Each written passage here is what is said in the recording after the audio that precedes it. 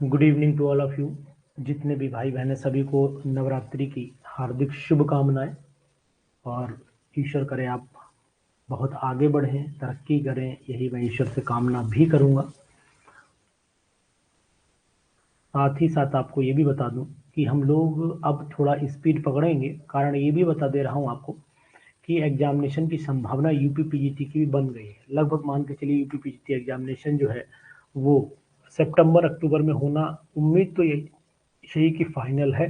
तो इसलिए आप यूपी पीजीटी की तैयारी के लिए मैंने जो प्लान किया है, तो अब मैं मतलब जो टॉपिक डिस्कशन आपसे करूंगा, जितने भी टॉपिक डिस्कशन करूंगा उनमें लिखने नोट्स तो आपको दूंगा, लेकिन टू द पॉइंट नोट्स दूंगा। जैसे छोटी छोटी चीज़ों के नोट्स अब हम ज़्यादा डिस्कशन नहीं करेंगे, जैसे अभी तक डायग्राम बना करके दिखा रहे थे। अब जैसे कोऑर्डिनेट बॉन्ड क्या है, ये सब चीज़ें पता है आपको, तो इन चीज़ों पर ना करके हम मेनली बीएससी एमएससी के जो टॉपिक्स हैं उनको ज़्यादा फोकस करते हुए चलेंगे। और यही हम उम्मीद करके चलेंगे कि भाई आपका इस तरीके की तैयारी हो जाए, बढ़िया तैयारी हो जाए, और ये तैयारी आपको इस पैटर्न पर करा दूं कि आपका सिलेक्शन भी हो जाए। तो ये चीज़ है।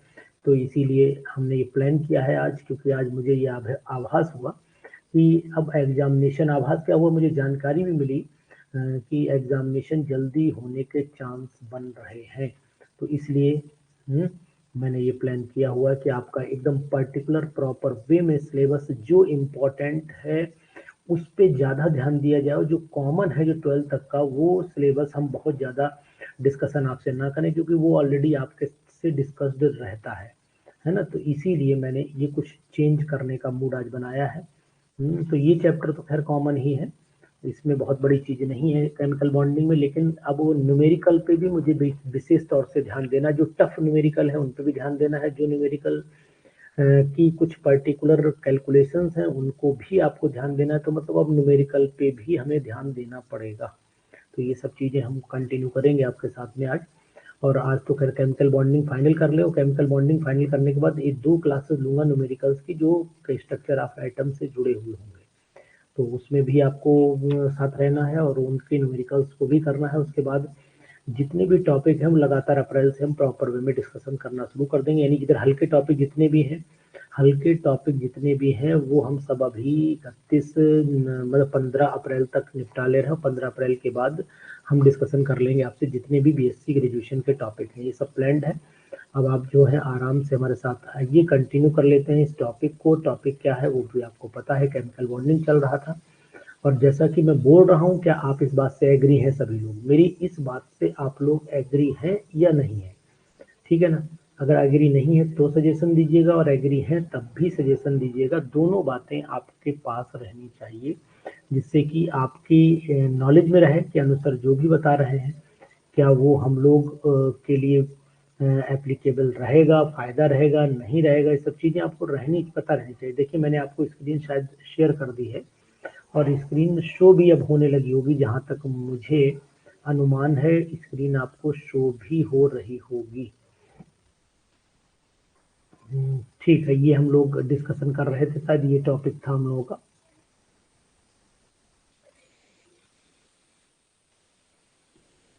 फजान रूल आज पढ़ाना था मुझे, है ना। आज फजान रूल मुझे पढ़ाना था, तो आज हम लोग फजान रूल की बात करेंगे।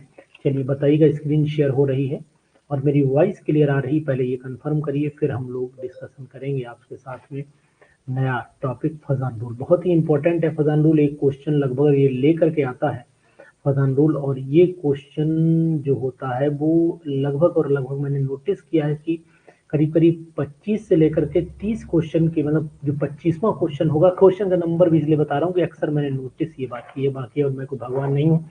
25 से लेकर के 30 का जो पैटर्न होता है वहां के बीच में क्वेश्चन फंसता है ना। चलिए शुरुआत कर दूं। जय हो। देखिए सबसे पहले हम लोग फजान रूल की बात करें। फजान रूल कहता क्या है पहले आपको बताता हूँ। फजान रूल एक्चुअल में एक्सप्लेन करता है पोलराइजेबिलिटी को। अब ये पोलराइजेबिलिटी और पोलराइजिंग पावर, ये दोनों टर्म क्या है और क्या एक्सप्लेन करते हैं, ये दोनों बातें भी हम आपसे कर रहे हैं। तो यहाँ पर हेडिंग बना लेता हूँ पहले मैं अपनी, पोलराइजेबिलिटी या पोलराइजिंग पावर। हेडिंग बना लेता हूँ पोलराइजिंग पावर। तो यहाँ लिखता हूँ पोलराइजिंग पावर लिखता हूँ। पोलराइजिंग पावर दिख रहा है आपको। पोलराइजिंग पावर मैंने जो लिखा है वो दिख रहा है आपको। ये पोलराइजिंग पावर लिखा है, इसी को हम लोग पोलराइजेबिलिटी के नाम से भी जानते हैं। तो दोनों में डिफरेंस क्या है? पोलराइजेबिलिटी कैसे लिखा जाए? पोलराइजेबिलिटी, पोलराइजेबिलिटी लिख दिया और यहीं पर मैं लिख देता हूँ फजान रूल। इस तरीके से यहाँ लिख देता हूँ फजान्स रूल। तो ये ध्यान देना है, बहुत इंपॉर्टेंट इसलिए है सुधीर जी, आपको जानकारी होनी चाहिए कि फजान रूल ये कहता है कि कैटायन देता है साइज में, कैटायन साइज में छोटा होता है। कौन बात करना चाह रहा था? चलिए, जब माइक तब ऑन करिए जब आपको कुछ पूछना हो, कोई प्रॉब्लम नहीं है। यानी कि अगर मैं फजान रूल की बात करता हूं तो आपको जानकारी होगी कि इसमें कैटायन का साइज जो होता है वो छोटा होता है और एनायन का साइज बड़ा होता है।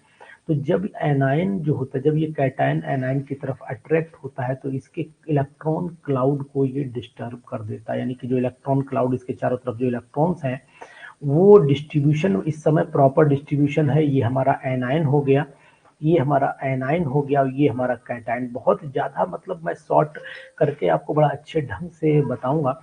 ये कैटायन हो गया, ये एनायन हो गया। जब कैटायन एनायन की तरफ मूव किया तो इस कैटायन ने इस बेचारे एनायन को अपनी तरफ अट्रैक्ट कर लिया। आपने नोटिस किया होगा जब इंसान किसी की तरफ खींचता है तो उस समय उसकी अपनी स्वभाव में चेंज आता है, परिवर्तन आ जाता है। एक्चुअल में ये बेचारा हमेशा ऐसे रहता था और आजकल ऐसे रहने लगा है। देखो ये पहले ऐसे था, अब ये ऐसे हो गया, इलेक्ट्रॉन क्लाउड खिंच गया। ये इसका मतलब हो गया ये पोलराइज्ड हो गया। तो इसको हम लोग लिख सकते हैं ना, पोलराइज्ड हो गया। तो इसको मैंने लिख दिया पोलराइज्ड, ठीक है ना। और ये हिस्सा देखो, जो ये वाला हिस्सा है, ये वाला जो बड़ा वाला हिस्सा, ये पोलराइज्ड है, अंदर वाला जो पोलराइज्ड है। और ये वाली लाइन जो डॉटेड लाइन से दिखाई है मैंने, इसका अगर चाहो तो कलर में चेंज कर दूं, ये हो गया आपका अनपोलराइज्ड या नॉन पोलराइज्ड, कुछ भी लिख सकते हो। ये जो ग्रीन कलर से, इसको लिख देता हूँ अनपोलराइज्ड, अनपोलराइज्ड। तो ये सिचुएशन पैदा हो जाती। तो आखिरकार हम क्या कहना चाहते हैं? The power of an ion to disturb the electron cloud, सुनिएगा ध्यान से, polarising power is of the cation and polarisability of an ion. चलिए ठीक है शिवानी जी, आपने लिखा है, मैं समझ रहा हूँ क्या लिखा है, लेकिन मैं आपको जो बोलना चाहता हूँ वो आप मेरी बात को ध्यान से सुनिए। मैं अलग लैंग्वेज, बिल्कुल जो मैंने अपनी लिखी लैंग्वेज बोल रहा हूँ। the power of an ion to disturb the electron cloud of an ion, यानी another ion बोल सकते हो, is called polarizing power। भाई ये ताकत क्या है? कैटायन का एनायन को बिगाड़ देना ही तो इसकी ताकत है। तो यहीं पर मैं अपनी लैंग्वेज में लिखता हूँ द पावर, है ना, of an ion, the power of an ion. An अलग है, आयन अलग है, मतलब कैटायन की बात कर रहा हूँ। The power of an ion to disturb the electron cloud, to disturb the electron cloud of another ion, ठीक है, is called पोलराइजिंग पावर। जैसे कभी कभी होता क्या है, एक चीज आपको बताऊं, लगभग लोग पूछ लेते हैं ये पोलराइजिंग पावर क्या है, तो आप क्या बताओ? पोलराइजेबिलिटी का डेवलप होना, पोलराइजेबिलिटी का डेवलप होना। लेकिन ना ये एक्चुअल जो डेफिनेशन है वो मैंने अपनी पर्टिकुलर डेफिनेशन बना करके आपके दी है। और इसको आगे ऐसे भी बोल सकते हैं, tendency of ion to get the polarised, मतलब इसको भी बोल सकते हैं अगर और बोलना चाहें आप। And the tendency to get, and the tendency of an ion, कोई भी हो, of an ion to get polarised, to get polarised, बहुत इंपॉर्टेंट, पोलराइज्ड, हाँ, पोलराइज्ड बाय अनदर आयन कर दो, by another ion, by another ion is called, क्या कहलाएगी? ये कहलाएगी आपकी पोलराइजेबिलिटी, पोलराइजेबिलिटी। तो ये ध्यान दीजिए, बहुत ही हिसाब से डेफिनेशन बनाई गई है और इसी डेफिनेशन आपको काम भी करेगी। अब इसमें एक चीज आपको और बता दें, जितनी पोलराइजेबिलिटी हाई होगी उतना ही पोलराइजेशन जो होगा, यानी कि डिस्टॉर्टेशन होगा, डिस्टरबेंस होगा, वो ज्यादा होगा कोवेलेंट कैरेक्टर के अंदर। तो यहाँ पर मैं लिख देता हूँ, है ना, कि greater the polarization, greater polarization या पोलराइजेबिलिटी लिखो, ग्रेटर पोलराइजेबिलिटी है ना। और more is polarization power, more is polarization in, किसमें लिखता हूँ, इन पोलराइजेशन लिख दो और इलेक्ट्रॉन क्लाउड डिस्टरबेंस लिख दो। पोलराइजेशन और electron disturbance in electron cloud, disturbance in, sorry, और डिस्टरबेंस इन इलेक्ट्रॉन क्लाउड लिखना चाह रहा था मैं, और डिस्टरबेंस इन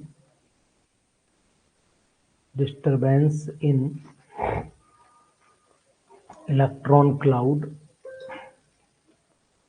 ऑफ एन अलग लिखना, आयन अलग लिखना। ठीक है, इतनी बात आप ध्यान दीजिएगा, बहुत ही इंपॉर्टेंट ये आपके सामने मैंने डेफिनेशन रख दी। अब कंडीशंस भी आपको अच्छे से पता होंगी। कंडीशंस क्या है? एक तो कैटायन का साइज छोटा होना चाहिए। नंबर 1 कंडीशन जो है, साइज ऑफ कैटायन कैसा होना चाहिए? साइज ऑफ कैटायन स्मॉल होना चाहिए, स्मॉल होना चाहिए, साइज ऑफ कैटायन स्मॉल होना चाहिए, और साइज ऑफ एनायन लार्ज होना चाहिए। पता है, साइज ऑफ एनायन जो है वो लार्ज होना चाहिए, सही बोल रहा हूँ ना, लार्ज होना चाहिए। एक चीज तो ये ध्यान दीजिएगा, बहुत ही इंपॉर्टेंट आपके सामने आ गया ये फैक्टर। दूसरी चीज आपको ये बताऊं कि जो साइज कैटायन का स्मॉल हो लेकिन चार्ज ज्यादा होना चाहिए, चार्ज मोर चार्ज होना चाहिए बोथ पर, यानी कि यहाँ size of cation small and high charge density, और इसकी चार्ज हाई चार्ज डेंसिटी होनी चाहिए, मतलब जितना छोटा हो उतना ही इलेक्ट्रॉन की चार्ज भी ज्यादा हो। इस पे भी and charge and high charge इस पे भी ज्यादा होना चाहिए। तो ये बात आपको ध्यान, चाहे वो नेगेटिव हो या पॉजिटिव हो, चार्ज दोनों पे ही ज्यादा होना चाहिए। एनायन का साइज बस लार्ज होना, साइज ऑफ एनायन लार्ज होना चाहिए, लेकिन इसके ऊपर चार्ज तो नेगेटिव का ज्यादा ही होगा। ये बात ध्यान रखना, दोनों में ये चीज बहुत कॉमन है। तो लार्ज मतलब चार्ज चाहे कोई भी हो, दोनों पे ही चार्ज हाई होना चाहिए। इस बात को अंडरलाइन कर लीजिएगा। ये जो है वो इस तरीके से आपको स्मॉल कैटायन लार्ज एनायन, बिल्कुल आपने सही लिखा है अमरदन सिंह जी, ये हम आपको बताएंगे, बिल्कुल कोई प्रॉब्लम नहीं है। लेकिन मैंने कलेक्टिवली आपको ये बोला है। अब यहाँ पर एक चीज ये ध्यान देनी, जैसे कि मान लीजिए मैंने एल लिया ट्राई पॉजिटिव, है ना, एमजी लिया हमने यहाँ पर डाई पॉजिटिव, और एन लिया मैंने पॉजिटिव। इसके साथ अगर मैं कॉमनली एक सीएल जोड़ देता हूँ, तो सीएल नेगेटिव यहाँ जोड़ा मैंने, सीएल नेगेटिव मैंने यहाँ जोड़े, लेकिन यहाँ पर सीएल नेगेटिव कितने जोड़े? 2, और यहाँ पर सीएल नेगेटिव कितने जोड़े? 3, यहाँ पर सीएल नेगेटिव 1। तो कोवेलेंट करेक्टर आपको कहाँ ज्यादा दिखाई देगा? तो इसका मतलब AlCl3 में कोवेलेंट ज्यादा होगा एज कंपेयर टू MgCl2 में, एज कंपेयर टू NaCl में। यहाँ पर आपको पोलराइजिंग पावर ज्यादा दिखाई देगी। तो कोवेलेंट करेक्टर अगर आपको ढूंढना है तो कोवेलेंट करेक्टर आपको मिल जाएगा किसके अंदर? AlCl3 के अंदर मैक्सिमम कोवेलेंट करेक्टर मिलेगा। Are you agree? इस बात से आप एग्री करते हैं, नहीं करते हैं? कहीं ना कहीं इलेक्ट्रॉनिक कॉन्फ़िगरेशन भी रिस्पॉन्सिबल होता है। यानी कि अगर आपसे कहा जाए कि इलेक्ट्रॉनिक कॉन्फ़िगरेशन, तो यहाँ पर मैं लिख देता हूँ इलेक्ट्रॉनिक कॉन्फ़िगरेशन भी रिस्पॉन्सिबल होता है। अब ये इलेक्ट्रॉनिक कॉन्फ़िगरेशन कहाँ रिस्पॉन्सिबल हो जाता है भाई? ये तो बहुत अजीब सी बात हो गई, है ना। तो अगर कहीं पर 18 इलेक्ट्रॉन नहीं है ना, 18 इलेक्ट्रॉन आउटर मोस्ट में नहीं है, तो वहां पर ये कंडीशन अप्लाई हो जाती है। जैसे कि अगर मैं कॉपर फर्स्ट क्लोराइड की बात करूं, तो यहाँ पर लिखता हूँ कॉपर फर्स्ट क्लोराइड, यानी कि ये मैंने लिखा कॉपर फर्स्ट क्लोराइड, ये मैंने लिखा कॉपर फर्स्ट क्लोराइड। ठीक है, लिख दिया। तो इसको हम लोग CuCl लिखते हैं। ठीक है, अब ये ज्यादा कोवेलेंट होगा कि अगर आपको NaCl की बात करें, NaCl यानी सोडियम क्लोराइड की ज्यादा कोवेलेंट कौन होगा? तो फिर आपको बिल्कुल यहाँ पर कुछ सोचना ही नहीं है कि CuCl जो होता है वो मोर कोवेलेंट होता है एज कंपेयर टू NaCl। बिल्कुल गुलाब साहब बताओ, NaCl ज्यादा कोवेलेंट मोर कौन है? तो ये हो गया आपका मोर कोवेलेंट हो गया, ये, और ये आपका लेस कोवेलेंट हो गया। तो साफ दिख रहा है लेस कोवेलेंट हो गया। तो ये चीज भी आपको यहाँ पर नोटिस करनी चाहिए, क्योंकि अगर आप Cu पॉजिटिव की बात करते हो तो Cu पॉजिटिव जिस इलेक्ट्रॉनिक कन्फिग्रेशन को गेन कर लेता है, ये स्यूडो नोबल गैस कन्फिग्रेशन को गेन करता है। तो यहाँ पर मैं लिख देता हूँ pseudo noble gas configuration, pseudo noble gas configuration, समझ रहे हो? नोबल गैस कॉन्फ़िगरेशन को जो गेन करेगा वही इस ऑर्डर को फॉलो करेगा। एक चीज तो ये ध्यान देनी पड़ेगी आपको। दूसरी चीज आपको और भी यहाँ पता रहनी चाहिए, इसी के अकॉर्डिंग आपने नोटिस किया होगा, पूछ लेते कभी कभी, बताओ LiCl में और MgCl2 में किसमें कोवेलेंट करेक्टर ज्यादा होगा, तो आप जवाब दोगे कि साहब LiCl में कोवेलेंट करेक्टर ज्यादा होगा। इसी तरीके से अगर एनाइन की कहीं पर बात आती है तो एनाइन को भी डिस्कशन कर सकते हैं आप, कि एनाइन में अब मान लीजिए सपोज कर लेते हैं कहीं पर लिखा है NaF लिखा है, कहीं पर आपका NaBr लिखा है, कहीं पर आपका सॉरी Cl छूट गया, NaCl ले लेते हैं, यहाँ पर NaCl ले लिया मैंने, इसी तरीके से आपका NaBr ले लिया मैंने, इसी तरीके से NaI ले लिया। बताइए कोवेलेंट करेक्टर कहाँ पर ज्यादा आएगा। तो कोवेलेंट करेक्टर अब यहाँ पर क्या है, कैटायन तो फिक्स हो गया, लेकिन एनाइन का साइज कहाँ बढ़ के आ रहा है, देखो यहाँ पर तो ये कंडीशन आपकी आ रही है, ये वाली कंडीशन आ रही है, यहाँ पर कंडीशन आपकी ये वाली आ रही है, ये साइज बढ़ा, यहाँ पर कंडीशन आपकी ये वाली आ रही है, और यहाँ पर कंडीशन आपकी ये वाली आ रही। बताइए कोवेलेंट करेक्टर कहाँ जाता है, where is more covalent character, सब लोग जल्दी जवाब दें, मोर कोवेलेंट करेक्टर कहाँ पर है, where is more covalent, NaI।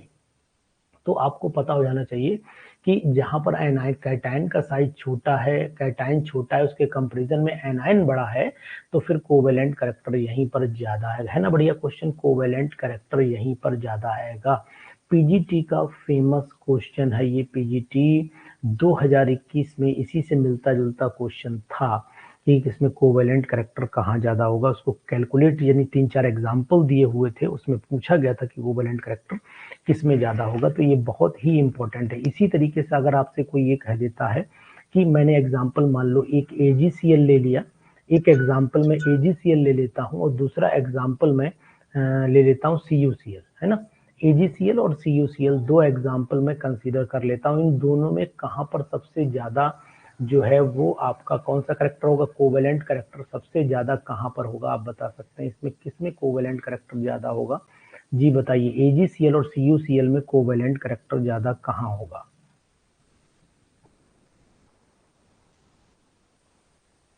CuCl2 कर दीजिए, चलिए CuCl2 कर दिया मैंने, थोड़ा चेंज कर देता हूँ। बताइए इन दोनों में सबसे ज्यादा कोवेलेंट कौन होगा, which one is more covalent, answer को दीजिएगा, विच इज मोर कोवेलेंट।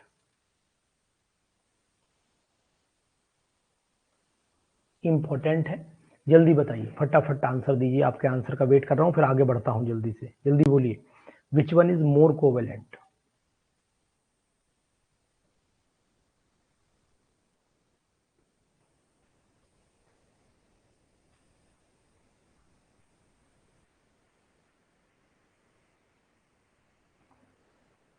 मर्दन सिंह जी, दोनों में सबसे ज्यादा कोवेलेंट कौन है, AgCl, CuCl2।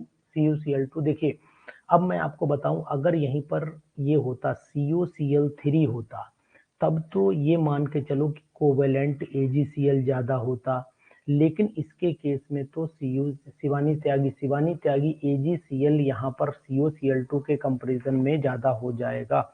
ठीक है, कोबाल्ट को ये फॉलो नहीं करता है, जबकि स्यूडो नोबल गैस कॉन्फ़िगरेशन जो है मोर पोलराइजिंग पावर की तरफ ले जाता है, तो AgCl ज्यादा कोवेलेंट होगा।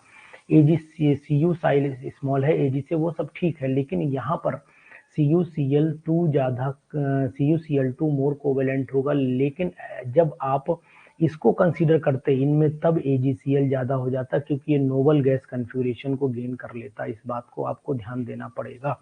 तो ये इंपॉर्टेंट पॉइंट हो जाता है कि जो अगर दो आयन है जो सेम साइज के हैं, सेम चार्ज के हैं, तो जो noble gas pseudo noble gas configuration को फॉलो करता है वही मोर पोलराइजिंग पावर डेवलप करता है, हाई पोलराइजिंग पावर डेवलप करता है। ये कंसेप्ट है और इसको आपको ध्यान देना चाहिए, मेरे अकॉर्डिंग इसको ध्यान देना चाहिए और इम्पोर्टेंट है। इस पे कुछ क्वेश्चंस भी आपको कराए जाएंगे, जैसे कि अगर मान लीजिए आपको मैं सिंपल सी बात ही कहता हूँ, चलिए ये तो हो गई हमारी पोलराइजेशन और नॉन पोलराइजिंग पावर, इसी पर बेस एक मैं क्वेश्चन आपको बना देता हूँ, अमंग यहाँ पर क्वेश्चन लिख देता हूँ, which one has which one has highest dipole moment, लिख देता हूँ, which one has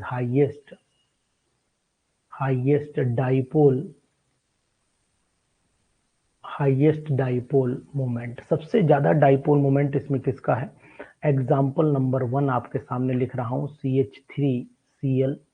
B example आपके सामने लिख रहा हूँ option number 2 CH2Cl2। Option number 3 आपके सामने जा रहा है CHCl3 और ऑप्शन नंबर 4 आपके सामने है CCl4।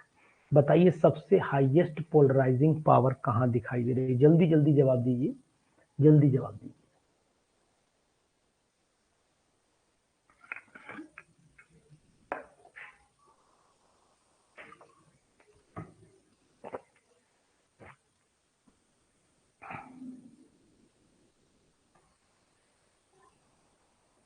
बताइए रेणु जी, जल्दी बताइए जवाब इसमें कौन सा सही होगा, फिर मैं आगे बढ़ूं। जल्दी समय नहीं खराब करूंगा, फटाफट आगे बढ़ना है। आज बहुत चैप्टर, पूरा मैक्सिमम चैप्टर को खत्म करना है किसी भी कीमत पर। CHCl3 आपने जवाब दिया है, CHCl3 ए ऑप्शन दिया है आपने कि जो मैक्सिमम पोलराइजिंग पावर होगी वो CH3Cl में होगी। हाई डाइपोल मोमेंट इसी के अंदर होगा, बिल्कुल एग्जैक्ट 100% यही आंसर है। CH3Cl में सबसे ज्यादा डाइपोल मोमेंट होगा। अब रीजन मुझे लगता है जब आपने जवाब दे दिया तो समझाने की शायद जरूरत मुझे लगता है नहीं है। ठीक है, एग्जैक्ट आपने जवाब दिया। एक क्वेश्चन और भी इसी के बीच में पूछूंगा आपसे क्वेश्चन, ऐसे बीच बीच में क्वेश्चन भी डिस्कशन करना मैं शुरू कर रहा हूँ। यहाँ पर लिख रहा हूँ अरेंज द फॉलोइंग। क्वेश्चन बहुत अच्छा है। Arrange the following in decreasing order of their number 1 polarity की बात कर लेता हूं। नंबर 1 पोलैरिटी के हिसाब से आपको करना है। नंबर 2 सॉल्युबिलिटी इन वाटर के हिसाब से, क्वेश्चन टिपिकल हो गया। सॉल्युबिलिटी इन वाटर के हिसाब से करना है। और तीसरी बात आपको, चलो दो ही बातों पे करो, किस किस को करना है।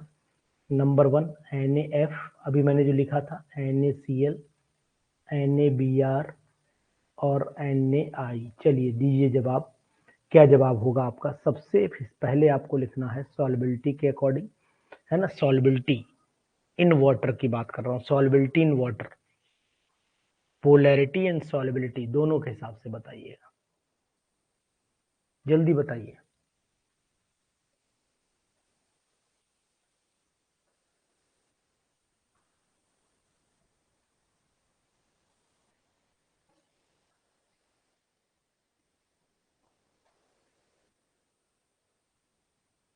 पहले पोलैरिटी के हिसाब से बताइए, पोलैरिटी के हिसाब से बताइए, जल्दी बताइए, समय ना खराब करिए।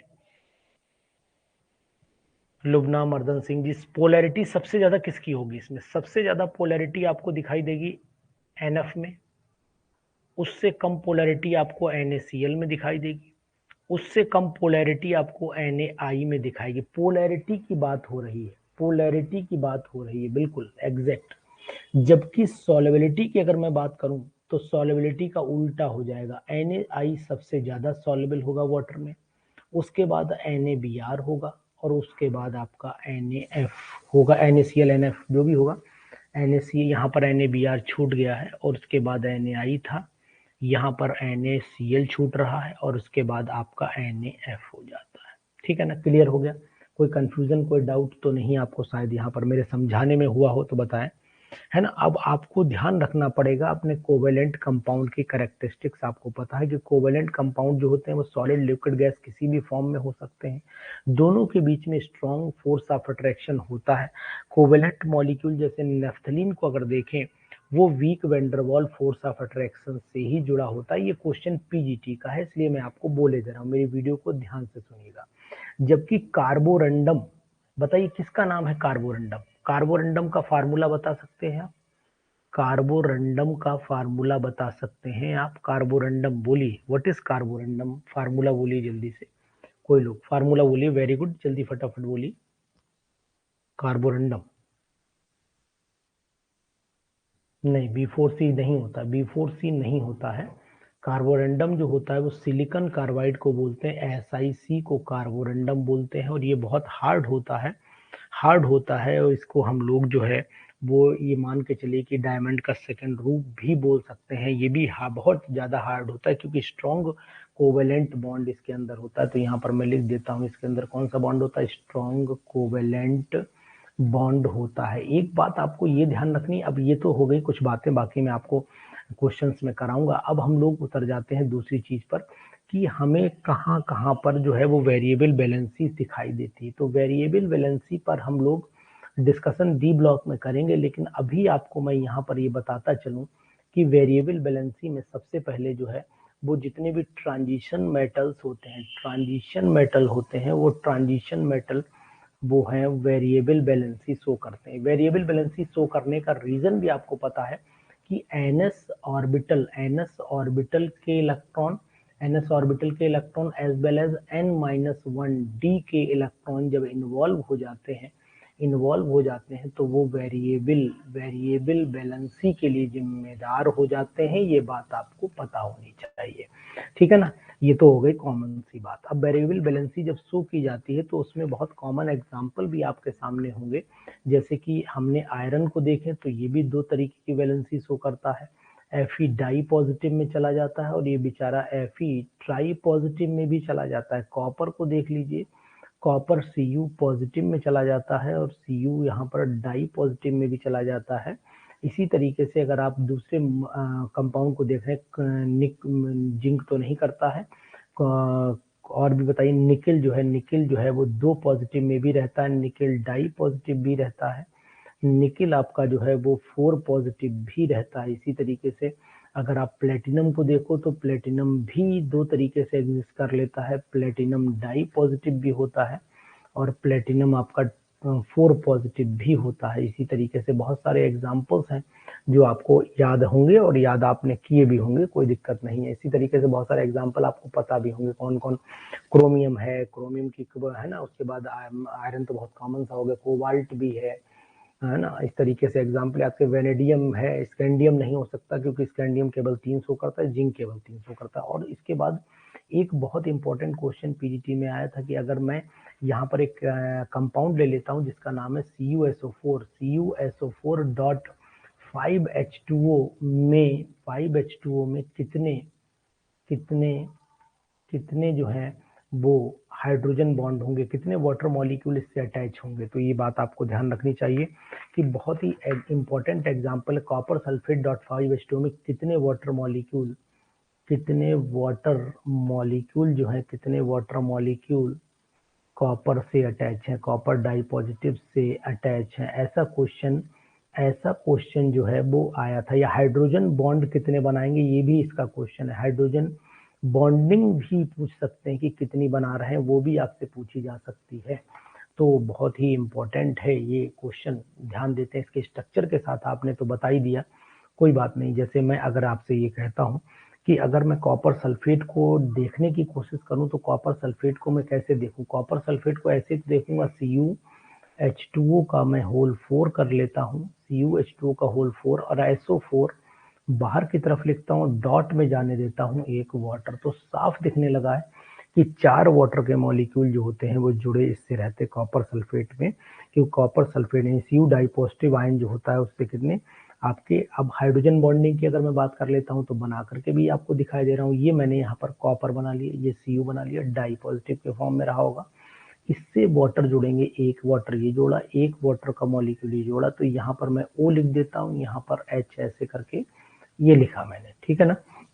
यहाँ पर मैंने O लिखा, यहाँ पर मैंने H इस तरीके से लिखा। Similarly we can also write, यहाँ पर मैंने H लिखा, ये मैंने H लिखा। अब आप ध्यान से देखिए कैसे बना रहा हूं मैं, कुछ नहीं करना है और आपको इजी वे में बना लेना है इसको इस तरीके से, ठीक है। ये मैंने 4 वाटर के मॉलिक्यूल जोड़ दिए जनाब, दिख रहे हैं आपको, रेनू दिख रहे हैं बेटा। तो ये मैंने जोड़े। दूसरी चीज मैं क्या करता हूँ, ये तो यहाँ कोऑर्डिनेट बॉन्ड से जोड़े। अब मैं इसमें हाइड्रोजन बॉन्ड आपको दिखाता हूँ कि अब हाइड्रोजन बॉन्ड, ये वाला मॉलिक्यूल हाइड्रोजन बॉन्ड बनाएगा किसके साथ में, ऑक्सीजन के साथ में। जो वाटर का ऑक्सीजन है, दूसरा वाटर जो रखा हुआ है ये वाला। अब हमारे पास पांचों हाइड्रोजन दिखाई देने लगे हैं, एक वाटर, पांचों वाटर आपको दिख गए। फिर ये बनाएगा आपका हाइड्रोजन बॉन्ड, किससे बनाएगा, फिर ये हाइड्रोजन बॉन्ड बनाएगा सल्फेट आयन से बना लेगा। तो सल्फेट आयन से मैंने ये हाइड्रोजन बॉन्ड बनाता हुआ दिखाई दे दिया। जैसे यहाँ मैं बना दे रहा हूँ। अब आपका एक ऑक्सीजन ये दिखाया, ये ऑक्सीजन ये दिखाया, यहाँ मैंने सल्फर दिखा दिया, फिर मैंने ये दोनों ऐसे करके बना दिया। ये दोनों कहाँ गए होंगे, ये दोनों ऑक्सीजन से जुड़े हुए होंगे, तो ये सल्फेट आयन बन गया। SO4 डाई नेगेटिव, वो इससे जुड़ गया। तो अब आपसे पूछे कोई कि इसमें कितने हाइड्रोजन बॉन्ड आपको दिखाई दे रहे हैं, कि how many hydrogen bonds are there, तो जवाब आपका क्या आएगा, बताएंगे आप?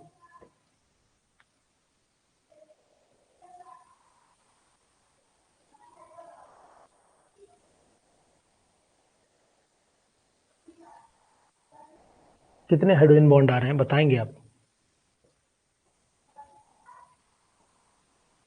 एक हाइड्रोजन बॉन्ड कहाँ आ रहा है, एक नहीं आ रहा है गुलाब सर, चार देखो देखो, एक ये बना, एक ये बना, दूसरा ये बना, दो इससे जुड़े हुए हैं, और एक वाटर ये बना हुआ, एक ये, यानी कि एक वाटर मॉलिक्यूल के चारों तरफ पूरा पूरा वाटर मॉलिक्यूल घिरा हुआ है। ध्यान दीजिए, बिल्कुल साफ दिख रहा है, इसमें तो कुछ कहने को भी नहीं बचा है कि साफ दिख नहीं रहा है। तो इसका मतलब हुआ कि जो कॉपर डाई पॉजिटिव आयन है वो 5 मॉलिक्यूल से अटैच रहता है, और जिसमें एक कौन होता है, एक सल्फेट आयन होता है, उसी के बीच में 2 वाटर के मॉलिक्यूल जो होते हैं वो अटैच हो जाते हैं इस साइड से, और 2 इस साइड से अटैच हो जाते हैं, बाकी आपका हाइड्रोजन बॉन्ड इसमें बन जाता है। तो ध्यान दीजिए, ये इंपॉर्टेंट चीज है, इसको आपको छोड़ना नहीं है।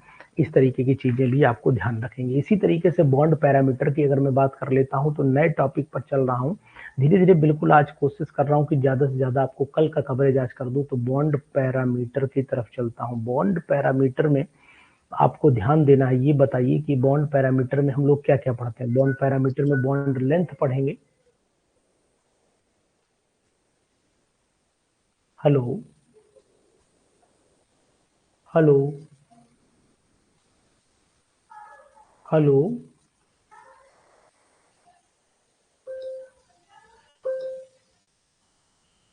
देखिए, बॉन्ड पैरामीटर में सबसे पहले हम लोग बात करते हैं नंबर 1 फर्स्ट टॉपिक की, जिसका नाम है बॉन्ड लेंथ। ये हम लोग बॉन्ड लेंथ की बात कर रहे हैं, और बॉन्ड लेंथ में अब आपको सब बहुत बार पढ़ाया है मैंने, वीडियो भी आपके ऊपर डाल रखी है कि क्या होता है, डिस्टेंस होती है between the centre of the nuclei की। तो सिंगल बॉन्ड की बॉन्ड लेंथ सबसे ज्यादा होती है, उससे कमजोर पड़ जाता है डबल बॉन्ड, और सबसे बेचारा छोटा होता है आपका ट्रिपल बॉन्ड। ये आपको पता होना चाहिए। अगर मान लीजिए कहीं पर आपसे करेक्टर की बात कर ली जाए, तो 3, अगर मैं करेक्टर की बात करूं तो हमारे पास हाइब्रिडाइजेशन मेनली 3 ही में पूछा भी जाता है, कि एक sp2 होती है, एक sp होती है, और एक sp3 होती है। इसके अंदर जो s करेक्टर होता है, इसके अंदर s करेक्टर कितना होता है, s करेक्टर इसके अंदर होगा आपका 25% होता है। इसके अंदर s करेक्टर कितना होगा, इसके अंदर s करेक्टर आपका 33 ये क्वेश्चन आया है पीजीटी में, उठा लिए, केंद्रीय विद्यालय में मिल जाएगा आपको। इसके अंदर एस करेक्टर जो होता है वो 50% होता है, आधा आधा, तो ये 25%, ये 33.3, और ये आपका हो गया 50%। इस बात का ध्यान रखिएगा। उसके बाद अगर मॉलिक्यूल की बात करता हूं, तो यहाँ पर आप लोग, यहाँ पर सिंगल बॉन्ड चलता है, यहाँ पर इसी तरीके से डबल बॉन्ड चलता है, और यहाँ पर आपका ट्रिपल बॉन्ड आ जाता है। ये चीज भी आपको ध्यान रखनी पड़ेगी, इंपॉर्टेंट है। कौन बात करना चाह रहा है? हाँ रेनू जी बताइए। हेलो,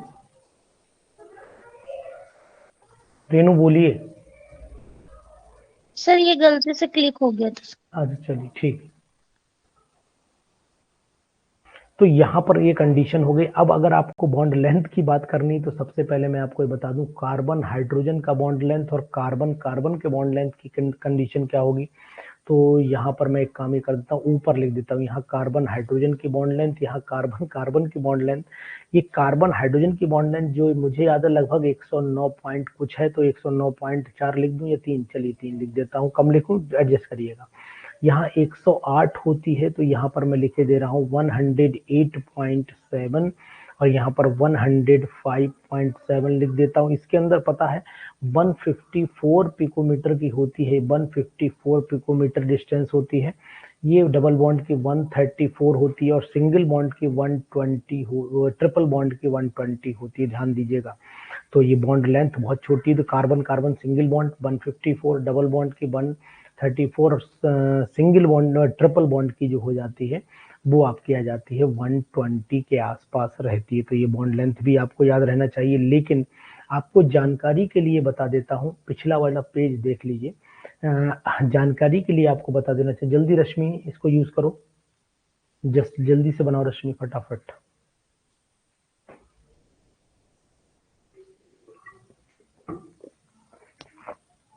रश्मि बनाइए जल्दी से पेज।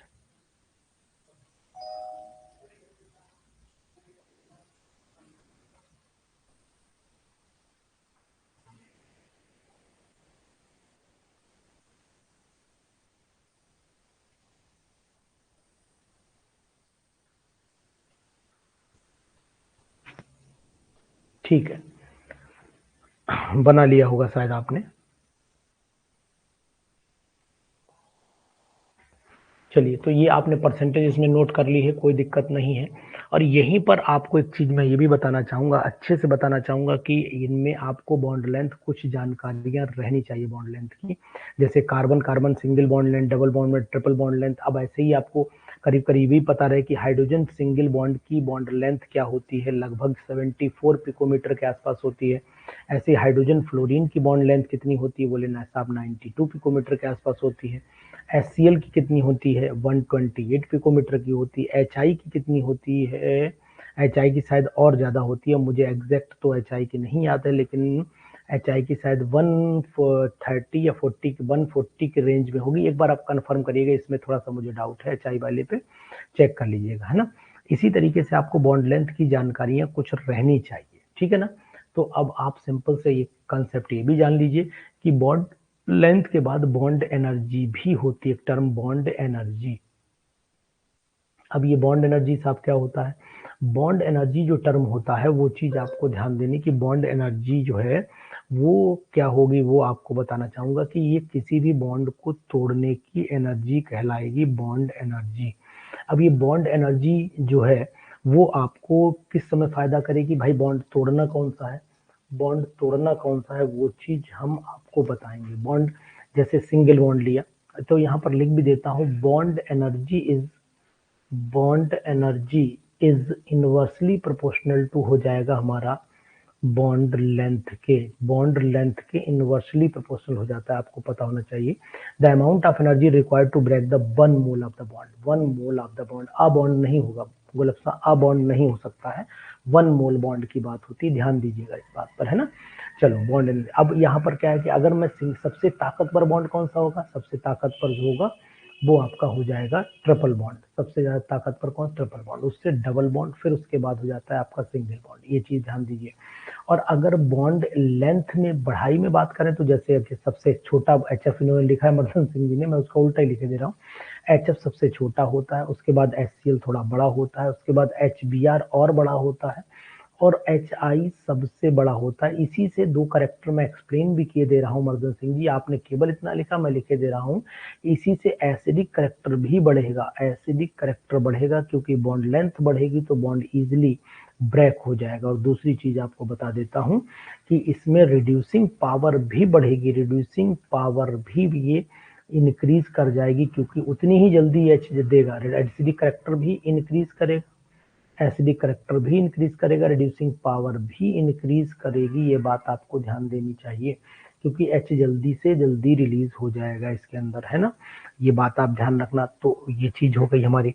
दूसरी चीज आपको और बता देता हूं कि अगर मान लो कहीं पर बॉन्ड एनर्जी का कंसेप्ट चलता है तो वही चीज है कि बॉन्ड एनर्जी जो होती है वो ज्यादा कम के डिफरेंस से किसी में भी पूछी जा सकती। जो डाई एटॉमिक मॉलिक्यूल है उनकी बॉन्ड एनर्जी जो होती है वो हमेशा डिसोसिएशन एनर्जी के इक्वल ली जाती है। तो ये बात कहीं पर नोट कर लीजिएगा। फॉर डाई एटॉमिक मॉलिक्यूल, यहाँ नोट कर लीजिए, फॉर डाई एटॉमिक मॉलिक्यूल बहुत ही इंपॉर्टेंट आपको इस समय डिस्कशन चल रहा है। फॉर डाई एटॉमिक मॉलिक्यूल जैसे कि आपने H2 ले लिया, जैसे कि आपने N2 ले लिया, जैसे आपने Cl2 ले लिया, जैसे आपने Br2 ले लिया, जितने भी मॉलिक्यूल हैं इनकी बॉन्ड एनर्जीज जो होती हैं वो इनकी मल्टीप्लिसिटी, यानी अगर मैं बॉन्ड एनर्जी की बात करता हूं तो बॉन्ड एनर्जी जो होती है वो डिसोसिएशन एनर्जी के बराबर होती है ना। तो यहाँ लिख देता हूँ, फॉर डायटोमिक मॉलिक्यूल ये bond dissociation bond energy is equal to किसके इक्वल हो जाती है, their dissociation energy, their dissociation their dissociation energy के बराबर हो जाती है। एक तो ये चीज ध्यान दीजिएगा ना, बहुत इंपॉर्टेंट हो गई। दूसरी चीज, अगर पॉली एटॉमिक मॉलिक्यूल होते हैं तो उसमें बहुत सारे बॉन्ड होते हैं, तो उसमें नंबर बॉन्ड का गिना जाता है। तो यहाँ पर लिख देता हूँ फॉर पॉली एटॉमिक मॉलिक्यूल, तो याद रहेगा आपको फॉर पॉली एटॉमिक मॉलिक्यूल में, तो मैं लिखे देता हूँ फॉर पॉली एटॉमिक मॉलिक्यूल। और पॉली एटॉमिक जितने भी मॉलिक्यूल हैं उनके अंदर खास बात क्या होती है कि नंबर ऑफ बॉन्ड से हमें मल्टीप्लाई करना पड़ेगा, यानी कि for poly atomic molecule number of bonds can be used. तो ये बात आपको ध्यान देनी पड़ेगी यहाँ पर। तो जैसे कि मान लीजिए यहाँ पर मैंने कार्बन लिया और यहाँ पर मैंने वही चार, अगर CH4 की बात करूं तो चार हाइड्रोजन नेसेंट ने 4 हाइड्रोजन कंसीडर कर लिए, तभी तो CH4 यहाँ पर बनेगा। तो डेल्टा H जो चेंज इन हीट चेंज है वो लगभग इसमें 166 किलो जूल के आसपास होता है, ये वैल्यू आ जाती। तो ये आएगी कैसे वैल्यू, यानी कि एक CH बॉन्ड की एनर्जी कितनी होगी भाई, इसमें अगर हम CH बॉन्ड देखें तो CH बॉन्ड हमें इसमें कितने दिखाई देंगे, CH बॉन्ड हमें दिखाई देंगे 4। तो 4 CH बॉन्ड है, इसका मतलब हम इसको 4 से डिवाइड कर देते हैं, तो ये हो गया माइनस का 1661 होती शायद ज्यादा है ना, 1 होगी, डिवाइडेड बाई 4 कर दीजिए क्योंकि वैल्यू घट जाएगी ना। तो ये हो गई आपकी 4, 4 चौक 16 हो गई, 4 चौक फिर नहीं, 4 चौक 16, 4 एकम 4 हो गया, और 4 एकम 4, 4 पंचे 20 हो गया, 415.2 किलो जूल के आसपास ये वैल्यू आ जाएगी। तो ये चीज भी आपको ध्यान देनी पड़ेगी, इंपॉर्टेंट है, ठीक है ना। अब आ जाती है बात हमारे नए टॉपिक की जिसका नाम है बॉन्ड एंगल। अब ये बॉन्ड एंगल क्या भला होती है वो भी मैं आपको बता दे रहा हूँ। ये एक्चुअल में ऑर्बिटल के बीच में जो एंगल बनता है, जैसे कि मान लीजिए मैंने हाइब्रिडाइजेशन कराई, हाइब्रिडाइजेशन कराने के बाद ये मैंने ले ली, सपोज कर लेता हूँ मैं sp3 हाइब्रिडाइजेशन को कंसीडर कर लेता हूँ। तो ये मैंने sp3 हाइब्रिडाइजेशन कंसीडर की। तो इसमें यहाँ पर मैं लगाए दे रहा हूँ आपका ये हाइड्रोजन इससे ओवरलैपिंग कर रहा है, ये हाइड्रोजन इससे ओवरलैपिंग कर रहा है, इस तरीके से ये ओवरलैपिंग हो गई, ये हाइड्रोजन ने ओवरलैपिंग कर ली, ये हाइड्रोजन ने ओवरलैपिंग कर ली यहाँ पर, और ये हाइड्रोजन ने ओवरलैपिंग कर ली यहाँ पर, ये तो बेचारा D बन गया, इस हाइड्रोजन ने ओवरलैपिंग कर ली यहाँ पर। तो अगर इन दोनों के बीच में जो देखेंगे तो एक एंगल तैयार हो जाता है, और ये एंगल 109.5 डिग्री का होता है। इसी एंगल को हम लोग देखिए CO, आपने पूछा CO की बॉन्ड एनर्जी जो है वो N2 की इससे ज्यादा कैसे होगी रश्मि, तो आपको बताऊं यहाँ पर CO की जो बॉन्ड एनर्जी होगी वो N2 से ज्यादा होने का मतलब, यहाँ डिफरेंट इलेक्ट्रॉन नेगेटिविटी के एटम लगे हुए हैं और यहाँ सेम इलेक्ट्रॉन नेगेटिविटी के एटम लगे हुए हैं। तो सेम इलेक्ट्रॉन नेगेटिविटी में उतनी पोलैरिटी नहीं होगी जितनी पोलैरिटी यहाँ पर डेवलप हो जाएगी। तो इसका मतलब यहाँ पर एक तो ये बॉन्ड होगा और दूसरा बॉन्ड ये हो जाता है, तो बैक बॉन्डिंग जो हो जाती है, आपने सुना होगा इसके अंदर जो उल्टा बॉन्ड बनता है। वैसे बैक बॉन्डिंग सिनर्जिक बॉन्डिंग तो मेटल के साथ में बनती है, लेकिन यहाँ पर जो अपोजिट डायरेक्शन में बॉन्ड बन रहा है, ये इसकी स्टेबिलिटी को बढ़ाने के लिए रिस्पॉन्सिबल है कहीं ना कहीं, है ना। तो डिफरेंट इलेक्ट्रॉन नेगेटिविटी है, यहाँ पर सेम इलेक्ट्रॉन नेगेटिविटी है, इसी वजह से कंडीशन क्रिएट हो रही है, यहाँ पर ध्यान दीजिएगा, ठीक है। चलिए इसके बाद हम लोग बात करेंगे एक नए टॉपिक की, जिसका ये बॉन्ड एंगल में सबसे ज्यादा बॉन्ड एंगल, अगर मैं sp3 हाइब्रिडाइजेशन की बात करूं तो यहाँ पर 109.5 डिग्री का होता है। sp2 की बात करता हूं तो 120 डिग्री होता है, sp की बात करता हूं तो 180 डिग्री हो जाता है। इसी तरीके से अगर हम sp3d की बात करते हैं तो यहाँ 90 डिग्री एंगल भी होता है और 120 डिग्री एंगल भी होता है। इसी तरीके से sp3d2 की बात करता हूँ, यहाँ तो 90 डिग्री भी होता है, 120 डिग्री भी होता है और 60 डिग्री एंगल भी होते हैं। ये वेरिएशन चलेगा, है ना। तो एंगल जो होता है वो एक्चुअल में ऑर्बिटल्स के बीच में, देखो मर्दन सिंह जी ने भी लिख भी दिया था, angle between the lines representing the direction of the bonds, बिल्कुल सही एग्जैक्ट आपने लिखा है। तो इसमें हम लोग पता कर लेंगे। और दूसरी चीज है बॉन्ड एंगल पे लोन पेयर, यानी कि लोन पेयर बेस्पर थ्योरी भी पढ़नी पड़ती है जब लोन पेयर, तो यानी कि सबसे पहले आपको मैं लोन पेयर और बॉन्ड पेयर, यानी कि लोन पेयर हो गया, नॉन बॉन्डिंग इलेक्ट्रॉन हो गया, नॉन बॉन्डिंग इलेक्ट्रॉन कह सकता हूँ, नॉन बॉन्डिंग इलेक्ट्रॉन, और बॉन्ड पेयर्स जो होते हैं वो कहलाते हैं हमारे बॉन्डिंग इलेक्ट्रॉन्स कहलाते हैं। क्या कहलाते हैं? बॉन्डिंग इलेक्ट्रॉन्स कहलाते हैं। तो अब अगर मैं सिंपल अमोनिया का मॉलिक्यूल मैंने कंसीडर कर लिया, ये मैंने अमोनिया का मॉलिक्यूल कंसीडर किया, यहाँ एक लोन पेयर दिखेगा। इसी तरीके से वाटर मॉलिक्यूल को अगर मैं देख लेता हूँ तो यहाँ पर आपको 2 लोन पेयर दिख जाएंगे। इसी तरीके से मीथेन मॉलिक्यूल देख लो, मीथेन मॉलिक्यूल में आपको एक भी लोन पेयर दिखाई नहीं देगा। ये भी आपने खास बात नोटिस की होगी। अब जैसे कि अमोनिया का मॉलिक्यूल है, ये मैंने अमोनिया का मॉलिक्यूल आपको दिखाया।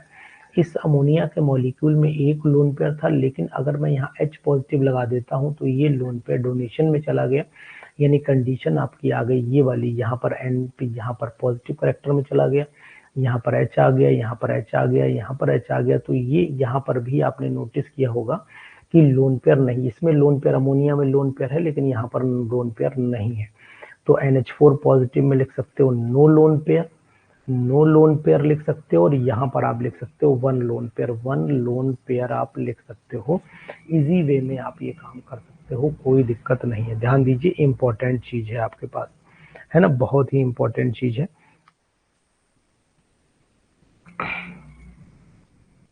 चलिए अब हम लोग आगे बढ़ लेते हैं। इसी तरीके से अगर आपसे कोई पूछता है कि ये बताइए कि H3O पॉजिटिव में लोन पेयर है, तो यहाँ लिखिएगा नो लोन पेयर। पक्का यही लिखेंगे ना, नो लोन पेयर? बोलिए जल्दी से। नहीं, ऐसा नहीं है। देखिए इसके अंदर हम जब स्ट्रक्चर बनाते हैं तो यहाँ पर 2 लोन पेयर रहते हैं, एक लोन पेयर बॉन्डिंग में इन्वॉल्व हो जाता है, एक लोन पेयर चला गया बॉन्डिंग में, तो यहाँ लिखना पड़ेगा number of lone pair is equal to क्या, 1 लिखना पड़ेगा। एक लोन पेयर से बचा रहता है ना। एक 2 बॉन्ड पेयर होते हैं, 2 बॉन्ड पेयर, 2 लोन पेयर होते हैं वाटर मॉलिक्यूल में। तो ध्यान दीजिए एक लोन पेयर यहाँ पर हमारा बचा रह जाएगा, तो ये मैं H पॉजिटिव की तरफ बना देता हूँ। तो ये हमारा एक लोन पेयर फिर भी हमारे पास यहाँ दिखाई दे रहा है, चीज का ध्यान देना पड़ेगा आपको, ठीक है। लोन पेयर उसी डायरेक्शन में बनाइएगा जिस डायरेक्शन में वो बना रहा है। एक्चुअल मॉलिक्यूल की कंडीशन क्या है वो मैं आपको दिखाई दे रहा हूँ। देखिए एक्चुअल मॉलिक्यूल की जो कंडीशन है वो ये होती है, ये मैं ऑक्सीजन बनाता हूँ, यहाँ पर मैं H बनाता हूँ, यहाँ पर भी H बनाता हूँ, ये मैं एक बनाता हूँ इस तरीके से H पॉजिटिव, और यहाँ बनेगा एक लोन पेयर, ये या लोन पेयर ऊपर ही बना सकते हो। तो ये शेप आपकी जो दिखाई देगी वो टेट्राहेड्रल शेप इस तरीके से दिखाई देने के चांस बनते हैं। तो ये ध्यान दीजिएगा, एक लोन पेयर बन जाएगा, इसमें 1 लोन पेयर हो जाएगा, और यहाँ पर आपके 3 जो हैं, एक लोन पेयर हो गया, 3 आपके बॉन्ड पेयर अब कहलाएंगे। अब जबकि अगर वाटर मॉलिक्यूल देखें आप, ये वाटर का मॉलिक्यूल हो गया, ये वाटर का मॉलिक्यूल हो गया, एक लोन पेयर ये हो गया आपका, एक लोन पेयर आपका ये हो गया। तो ये मैंने जो मॉलिक्यूल बनाया है, ये इसके अंदर 2 लोन पेयर है और 2 ही इसके अंदर बॉन्ड पेयर है। ये बात भी आपको ध्यान देनी है, बहुत ही इंपॉर्टेंट, ठीक है। चलिए बॉन्ड पेयर पर अक्सर जो होता है वेस्पर थ्योरी काम कर जाती है। VSEPR theory, valence shell electron pair repulsion theory, ये काम करती है आपकी वैलेंस लोन पेयर, यानी कि लोन पेयर और बॉन्ड पेयर पर जो थ्योरी चली वो थ्योरी कहलाई वेस्पर थ्योरी। वेस्पर थ्योरी ने ये समझाया कि लोन पेयर और बॉन्ड पेयर जो होते हैं आपस में एक दूसरे को इस तरीके से एडजस्ट करते हैं कि मैक्सिमम रिपल्सन हो जाए। तो यानी कि सबसे ज्यादा लोन पेयर आपस में रिपेल करते हैं, उसके बाद लोन पेयर बॉन्ड पेयर को रिपेल करता है, और उसके बाद बॉन्ड पेयर को रिपेल करते हैं। तो ये चीजें अगर आपके सामने रहेंगी तो आप कंसेप्ट को क्लियर कर लेंगे। और अगर लोन पेयर कहीं पर है, लोन पेयर अगर प्रेजेंट होता है तो फिर ये जान लीजिए कि शेप जो है वो डिस्टर्ब हो जाएगी, शेप डिस्टॉर्टेड हो जाएगी, अगर लोन पेयर नहीं है, यानी कि नो लोन पेयर कहीं पर भी अगर लोन पेयर नहीं है तो शेप जो है वो रेगुलर रहेगी, डिस्टॉर्टेड नहीं होगी, शेप रेगुलर कहलाएगी क्योंकि वहां पर केवल बॉन्ड पेयर होंगे। ये चीज भी आपको ध्यान देनी पड़ेगी। जैसे कि अगर मैं कहूँ तो मीथेन का जो मॉलिक्यूल होता है वो रेगुलर रहता है, मीथेन का मॉलिक्यूल जो है वो रेगुलर रहेगा। यहाँ पर मैं रेगुलर लिख देता हूँ। ये रेगुलर टेट्राहेड्रल शेप कहलाती है, टेट्राहेड्रल नहीं, रेगुलर टेट्राहेड्रल शेप कहलाती है। ध्यान दीजिए मेरी बात पे, मजाक नहीं कर रहा हूँ आपसे बिल्कुल भी। और अगर मान लीजिए यहीं पर मैंने अमोनिया मॉलिक्यूल लिख दिया, तो अमोनिया मॉलिक्यूल में जो शेप एक्चुअल में होनी चाहिए थी वो आपकी क्या होनी चाहिए थी, वो तो टेट्राहेड्रल, लेकिन शेप हो गई इसकी पिरामिडल। अब ये पिरामिडल होने का जो कारण था वही है कि लोन पेयर, यहाँ पर बॉन्ड पेयर रिपल्सन काम कर रहा है, यहाँ पर lone pair bond pair repulsion dominant हुआ।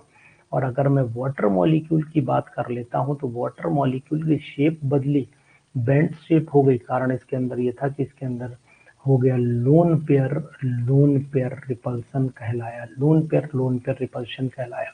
देखिए तो ये रेगुलर टेट्राहेड्रल हो गई, ये पिरामिडल हो गई, ये आपकी बेंट शेप कहलाती है, ये बेंट शेप या इन्वर्टेड वी शेप कहलाती है। हाइब्रिडाइजेशन काउंट करिए, सभी में हाइब्रिडाइजेशन आपको sp3 ही मिलेगी, यहाँ पर भी sp3, यहाँ भी sp3 मिलेगी, लेकिन वेस्पर थ्योरी जो है वो इसको डिस्टर्ब कर देती है, यानी शेप को डिस्टर्ब कर देती है। शेप कायदे में टेट्राहेड्रल ही तीनों की होनी चाहिए था, वो होती। ज्योमेट्री जब हम लोग निकालते हैं, ध्यान देना बहुत इंपॉर्टेंट पॉइंट है, जब ज्योमेट्री निकालते हैं तो हाइब्रिडाइजेशन के अकॉर्डिंग चलते हैं, हाइब्रिडाइजेशन के अकॉर्डिंग चलेंगे। और जब हम लोग शेप निकालते हैं तो शेप में हम लोग फिर लोन पेयर और बॉन्ड पेयर का रिलेशन देखते हैं, तभी निकलेगी, उससे पहले नहीं निकलेगी। समझ गए भाई? रेनू समझी? तो इस चीज को आपको ध्यान देना पड़ेगा, बहुत इंपॉर्टेंट चीज चल रही है ये। इसी के साथ साथ आपको ये बता दूं कि जो वेस्पर थ्योरी होती है कि इससे किसी की मॉलिक्यूल की ज्योमेट्री रेगुलर इरेगुलर, ये बातें भी हम लोग डिसाइड इसी से ही करते हैं कि इसकी शेप ये क्यों है, हाइब्रिडाइजेशन ये क्यों है, इसकी ज्योमेट्री क्या होगी, ये सब चीजें ध्यान दीजिएगा, इसी के अकॉर्डिंग चलिएगा। अब हम लोग बात करें एक और इम्पोर्टेंट टॉपिक जिसका नाम है हाइड्रोजन बॉन्ड। फिर आगे बढ़ेंगे, कल और डिस्कशन करेंगे आपसे। पहले मैं इसको आपको बता दूं कि हाइड्रोजन बॉन्ड क्या होता है और कैसे इफेक्ट कर लेता है, ये चीज भी आपको ध्यान देनी चाहिए। जी कितने लोग अभी लाइन पे चल रहे हैं, पहले चेक कर लूं। 20 लोग रेगुलर हैं, जबकि होने बहुत चाहिए। 128 लोग इस बैच में पढ़ रहे हैं, लेकिन सब साइलेंट पड़े हुए हैं। मनीष जी माइक ऑन करिए, मनीष जी बात करें थोड़ी देर।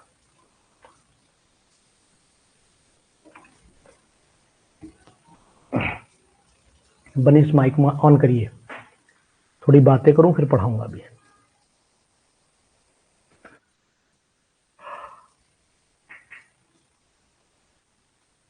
हाँ मनीष जी, कुछ आनंद ले पा रहे हैं, नहीं ले पा रहे हैं? मनीष हेलो। हाँ जी सर, हम कह ओके रहे हूँ सर। अरे मैं कह रहा हूँ कुछ हेलो। सुन पा रहे हैं मुझे, नहीं सुन पा रहे हैं? हाँ सुन रहे हैं, चलिए हाँ, भाई। पूरा सुन रहा हूँ सर, क्लास पूरी ले रहा हूँ। बस चलिए मेरी प्रॉब्लम एक ही आती है, जल्दी आता हूँ। चलो ठीक, कोई बात नहीं, समझ में आ रहा है, समझ में बाकी आ सुन रहा रहा है। हूँ, देख रहा हूँ, समझ रहा हूँ सर। चलिए ठीक, ओके भाई। हाँ, समझ में आ रहा है सर, समझ में आ रहा है। बिल्कुल बिल्कुल। शिवानी त्यागी, थोड़ी थोड़ी बातें भी कर लो, पूछ भी लो।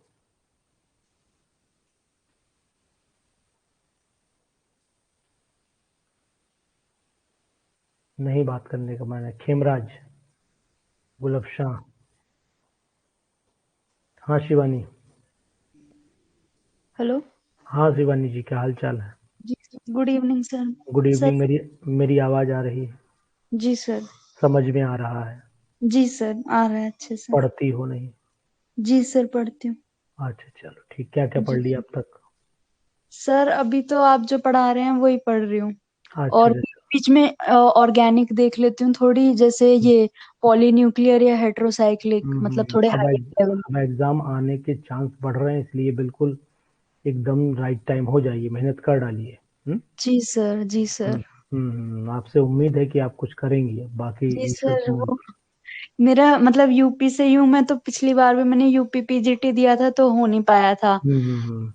बीआईसी का मेरा प्री निकला था, मेंस रह गया था। नहीं नहीं निकलेगा आपका, बिल्कुल निकलेगा, 100% निकलेगा, मेरा वादा है। अभी ना जैसे मतलब मेरा वही है कि मेरी ना, मैं मेहनत बहुत करती हूँ, मेरी स्मार्ट वर्क कम है, वो मैं हम्म, आपसे सीख रही हूँ। मतलब थोड़े क्वेश्चन की प्रैक्टिस, जैसे अब मुझे क्वेश्चन, जब से आपका कोर्स लिया तो क्वेश्चन प्रैक्टिस करने की आदत खूब हो गई है। चलिए। मैटर मुझे आता है, लेकिन क्वेश्चन की प्रैक्टिस नहीं, नहीं थी। वही वही मैटर तो बहुत, वही दिक्कत होती, क्वेश्चन का नंबर जब आपको मिल जाएगा ना, तो आप हाँ। ज्यादा से ज्यादा क्वेश्चन करेंगे, उतनी ही जी स्पीड सर। आएगी, उतनी स्पीड जी आएगी। सर, वो ना अब डर सा खत्म हो गया। पहले मुझे क्वेश्चन अटेम्प्ट करने का थोड़ा डर सा रहता था, अब हम्म डर खत्म हो गया है मैंने, क्योंकि आपके questions, number of questions practice करने से जी। काफी अच्छी हो गई है।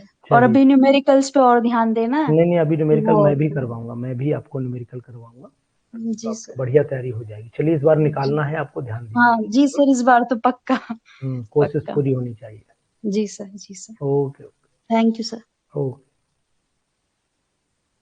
चलिए ठीक है, बाकी और किसी का मन हो? अनमोल, मर्दन सिंह जी, नीलम कुशवाहा, लुबना,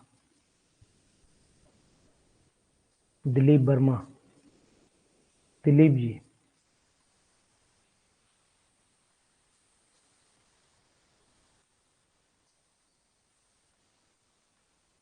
सपना,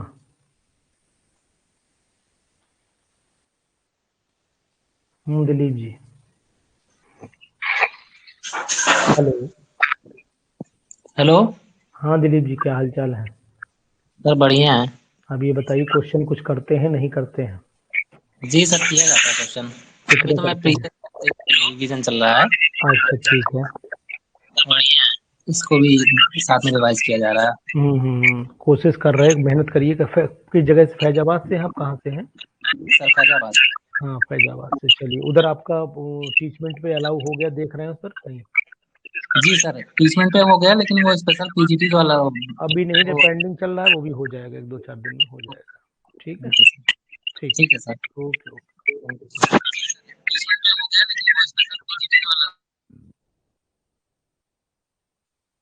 चलिए ठीक है, बड़ा अच्छा लगा।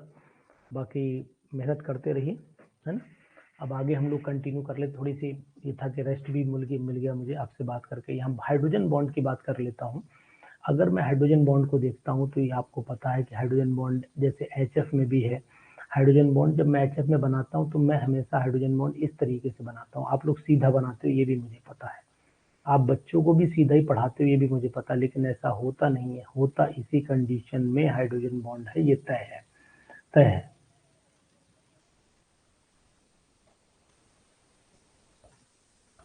एग्जाम का सुन के डर लग गया है। लुबना ऐसी ना करो, एग्जाम का सुन के डर लग गया। एग्जाम तो होना ही है, लोग तो इंतजार कर रहे हैं। ये HF के बीच में बॉन्ड हो गया। ये अगर मैं वाटर के बीच में बॉन्ड की बात करूं तो वाटर के बीच का बॉन्ड हम लोग इस तरीके से बनाने की कोशिश करते हैं। डॉट डॉट डॉट, यहाँ पर O बनाऊंगा, फिर यहाँ पर एक H बनाऊंगा, फिर डॉट डॉट डॉट, फिर यहाँ पर एक O बनाऊंगा, यहाँ पर एक H बनाऊंगा, है ना? यानी कि अगर मैं आपसे कहूँ कि हाइड्रोजन बॉन्ड जो होता है, तो ये तो मर्दन सिंह जी आपने बता ही दिया कि भाई वो, सॉरी रेनू ने बता दिया, फोन होता है। ठीक है, मान ली आपकी बात, मान ली मैंने आपकी बात की फोन होता है, इसमें कोई फर्बट नहीं है। लेकिन जो हमें यहाँ समझना है वो ये समझना है कि आखिरकार कौन रिस्पॉन्सिबल है हाइड्रोजन बॉन्ड बनाने के लिए। हाइड्रोजन बॉन्ड एक वाटर मॉलिक्यूल के बीच में कितने होते हैं तो आपने देख लिए होंगे। एक वाटर मॉलिक्यूल अगर नोटिस करो तो उसके चारों तरफ बॉन्ड आपको दिखेगा। तो यानी कि यहाँ पर 4 हाइड्रोजन बॉन्ड आपको दिखाई देंगे। यहाँ पर हर मॉलिक्यूल 2 हाइड्रोजन बॉन्ड से घिरा हुआ है, वो आपको दिखाई। यहाँ पर each water molecule is surrounded by 4 hydrogen bonds. ये ध्यान देनी। तो हाइड्रोजन बॉन्ड क्या कभी कभी Cl से कर सकता है गुलाब साहब? बिल्कुल नहीं कर सकता है हाइड्रोजन बॉन्ड। कोई कंडीशन नहीं कि Cl से करे। कुछ किताबों ने दे दिया है, उस पर आप भरोसा नहीं करिए, गलत दिया हुआ है, क्योंकि इसकी कंडीशन O वे नहीं होती है। कंडीशन हाइड्रोजन जैसा नहीं, हाइड्रोजन पोलर बोल सकते हो आप कि Cl जो है वो क्योंकि हाइड्रोजन बॉन्ड क्या होता है, ये पोलर नेचर में होता है, पोलर नेचर में होता है। एक चीज तो ये ध्यान दीजिएगा। दूसरी चीज है स्मॉल साइज होना चाहिए, स्मॉल साइज, है ना? हाइड्रोजन आयन होना चाहिए, हाइड्रोजन होना चाहिए। दूसरी बात यह है, स्मॉल साइज किसका होना चाहिए? स्मॉल साइज हमेशा या तो फ्लोरीन होता है, या ऑक्सीजन होता है, या नाइट्रोजन होता है। इनमें से कंसिडरेशन करते हैं हम लोग। ठीक है। यहाँ पर कभी कभी लोग कह देते हैं HCl में हाइड्रोजन बॉन्ड है। अरे भैया, HCl में हाइड्रोजन बॉन्ड नहीं है। No hydrogen bond, 100%। यहाँ पर कोई भी हाइड्रोजन बॉन्ड नहीं बन सकता है। ध्यान दीजिए, कोई भी हाइड्रोजन बॉन्ड यहाँ पॉसिबल नहीं हो सकता है। हाँ, अगर कोई कहता है कि पोलैरिटी है तो हम मान सकते हैं कि यहाँ पर पोलैरिटी है, क्योंकि हाइड्रोजन बॉन्ड को पैदा करने में पोलैरिटी ही जिम्मेदार होती है, तो वो मानी जा सकती है और वो आपका आंसर भी सही हो जाता है। तो यहाँ डॉट डॉट ले लिया, ये मैंने डॉट डॉट, ये अमोनिया के अंदर दिखा रहा हूँ, ये अमोनिया के अंदर का हाइड्रोजन बॉन्ड आप नोटिस कर लीजिए। ये बन गया आपका, मेरा गला भी बोल गया अब लग रहा है, ये बन गया डॉट डॉट डॉट, ये बन गया इस तरीके से। अब हाइड्रोजन बॉन्ड आपको पता है कि 2 तरीके के, इसके पहले तो कॉज मैंने आपको बता ही दिया, रीजन पोलैरिटी होती है। हाँ, तो ये चीज ध्यान दीजिएगा। नंबर 1 आपको दिखा दूं यहाँ पर। सबसे पहले आपको बताऊं कि हाइड्रोजन बॉन्ड दो तरीके का होगा। एक तो होता है आपका इंटरमोलिकुलर होता है, एक होता है आपका इंटरमोलिकुलर हाइड्रोजन बॉन्ड होता है।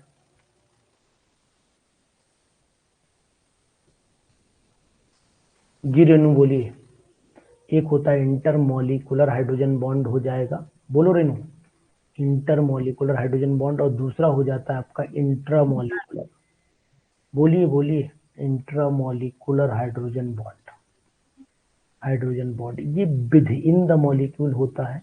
ये आपका विद इन द मॉलिक्यूल होता है, और ये आपका बिटवीन द मॉलिक्यूल होता है, बिटवीन द मॉलिक्यूल होता है। ये चीज आपको ध्यान देनी पड़ेगी। समझ रहे हैं मेरी बात आपको? नहीं। जैसे कि अगर मैं एग्जाम्पल की बात करता हूं, तो एग्जाम्पल में आप बताएंगे, ये जितने पीछे मैंने एग्जाम्पल बनाए थे, ये एग्जाम्पल किसका है? ये OH मैंने यहाँ लिया, ये NO2 ऑर्थोनाइट्रोफिनॉल लिया है मैंने। ऑर्थोनाइट्रोफिनॉल किसका एग्जाम्पल है? ऑर्थोनाइट्रोफिनॉल। रेनू का माइक बच्चों ने ऑन कर दिया है जी। ऑर्थोनाइट्रोफिनॉल ये किसका बताइएगा? ये मैंने एग्जाम्पल बनाया यहाँ पर पैरानाइट्रोफिनॉल। ये किसका एग्जाम्पल है? पैरानाइट्रोफिनॉल।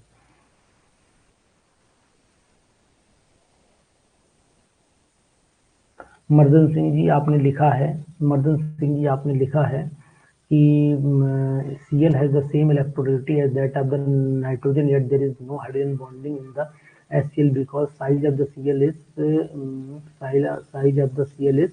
हाँ ठीक लिखा है आपने, बिल्कुल 100%, इसमें कोई दो राय नहीं है। ये हो गया पैरानाइट्रोफिनॉल, पैरानाइट्रोफिनॉल हो गया। Very good, nice.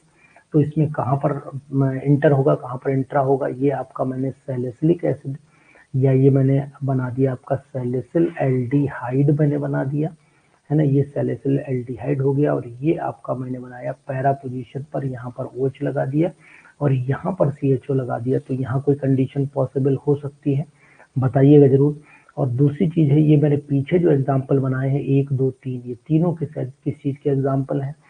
इसी तरीके से अगर मैं यहाँ बनाता हूँ ये मॉलिक्यूल, यहाँ बनाता हूँ ये मॉलिक्यूल, ये कौन सी बॉन्डिंग है जरूर बताइए। ये कौन सी बॉन्डिंग है? अगर आप बताते हैं तो मुझे भी बड़ा खुशी होगी। ये कौन सी बॉन्डिंग आपको दिखाई दी?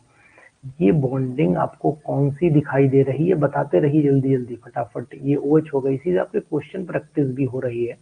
मान के चलिए कि मैं आपसे क्वेश्चन ही पूछ रहा हूँ, C6H5 दोनों में बताइए।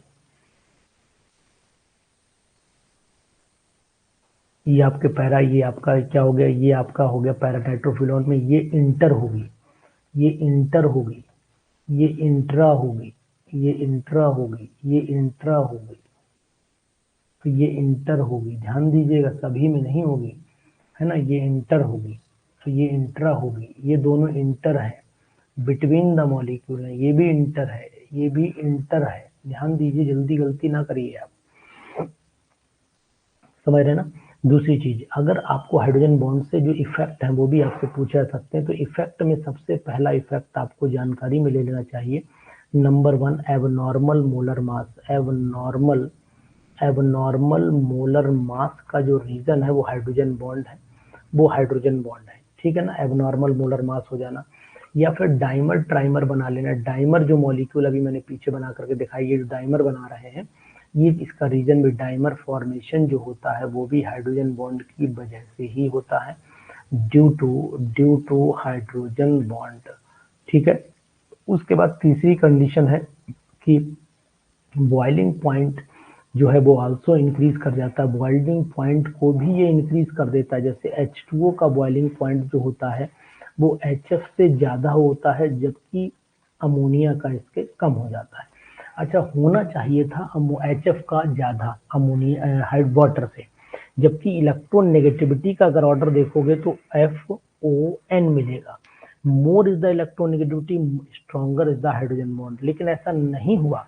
हुआ क्या? हुआ ये कि वाटर का मॉलिक्यूल का बॉइलिंग पॉइंट ज्यादा हो गया as compare to boiling point जो है वो BP का ऑर्डर ये हो गया, ये बॉइलिंग पॉइंट का ऑर्डर हो गया। तो यहाँ लिख देता हूँ increasing order of boiling point लिखता हूँ, और यहाँ पर लिख देता हूँ डिक्रीजिंग ऑर्डर ऑफ इलेक्ट्रोनेगेटिविटी लिख देता हूँ, तो दोनों बातें समझ में आ गई होंगी। क्यों? क्योंकि एक वाटर मॉलिक्यूल को तोड़ने के लिए 4 हाइड्रोजन बॉन्ड तोड़ने पड़ेंगे। कौन से 4?